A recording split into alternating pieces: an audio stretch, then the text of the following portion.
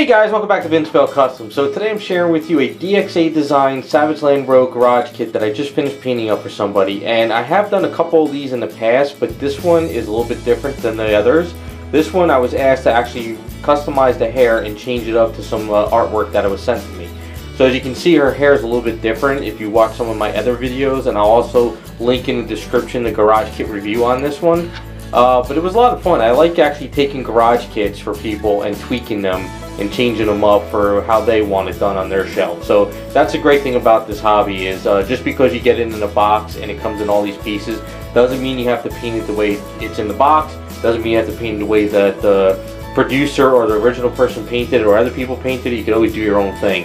So what we'll do is we'll get in a little bit closer, we'll go over everything and go from there. Alright, so we'll kind of do a breakdown of the whole kit. So the fun thing about this was sculpting this hair. It was really you know, a nice change of pace. I've done a couple of these rogues, and I'm also doing one more after this, but this one was kind of fun because you figure you have, I don't know, maybe like 25, 30 of these out there or whatever, like how many people do kit runs.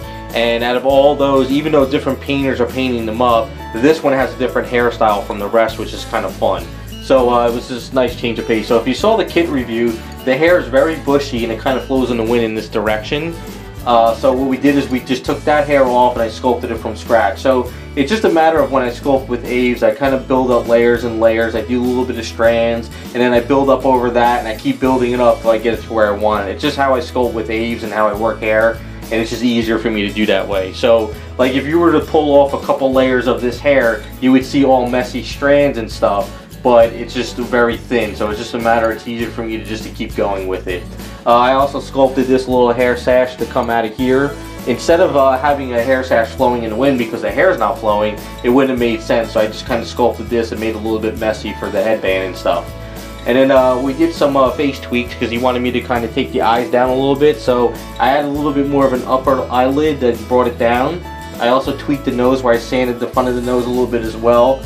And then once we got through that, it looked out pretty good. Now, one of the things, if you saw the pictures in the beginning of the video, I started doing some paint work, and I never ever go backwards when I work on commissions, whether it's kits or statues. So I always try to do all the custom work first. I ask the clients, I'm like, is it okay to go with paint?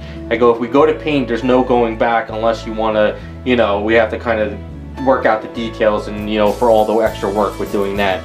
So I was actually doing all the skin and the client asked me, you know, can we do more volume on the hair? I said, all right, well, we can do it because if you just want to add up top and not around the edges, we could kind of get away with it. So I was able to pretty much wrap up the skin and add a little bit more volume to it. So that worked out pretty cool.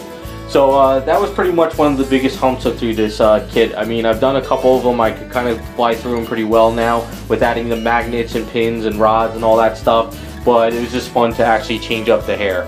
Now, we did have another little issue with this kit. It was not the client's fault and it wasn't my fault, because what happened is they must have sent this through the mail and customs must have actually opened up the box, or the post office must have accidentally ripped it in some point, and maybe the padding or the package of the pouch, the teeth, and some of the pieces of the hair must have gotten lost or fell out, and the people at the post office, you know, they probably just thought it was just trash and threw it away. So I ripped apart the box and all the padding looking for the pouch and teeth. He also looked through his house on his end and we couldn't find it anywhere. So it was like, at one point we were like, well, I guess I can sculpt a new pouch for you and we could come up with something different. So they were like, okay, that's not a problem, we'll go that route. And then I had another client who actually wants me to paint up their rogue, and they sent it to me. I've done a lot of work for him, so I was told the other guys, like, you know what, I got a rogue coming in the mail. I said what I could do is if they get the pouch in that mail, I could do a throwaway mold and make a copy of the pouch for you since yours got lost in the mail. So I made a throwaway mold when I got it. I copied the pouch with some resin, but the mold went to trash right away. So basically I threw away the mold, and I was able to copy the pouch for him on this end. So that worked out pretty cool. But sadly the teeth didn't come, and I wasn't going to make copies of the teeth. It was just easier for me to get a brass rod, shape it into an L, sculpt the teeth, 6 of them, shape them down, and then it was easier to just drill holes in there with some Aves and just put the metal rod into there and let it sit. So these teeth are much more secure than other teeth I've done in the past where I just glue them on. So that worked out pretty good on that end. It didn't really take much work. Basically what I did is when I had extra Aves at night, I would just wrap it around the pieces and sand them down and just run with it like that. So that pretty much was the hardest parts of the kit, and that was just paint up. So the hand is magnetized with a rod here. This piece is magnetized here. She does come in and out of the base as well. And then this piece right here is also magnetized as well, so you don't break that off. So she does break down very well and no issues. So we'll kind of get a little bit closer. We'll do all the paint work. So hair is pretty much painted up in just different browns and burnt siennas and stuff, just to give her a little bit better of a look. White hair for the front. Archer Fine transfer details for the eyes. We went more natural lip color. As far as the pieces here, I just made worn bone for her necklace.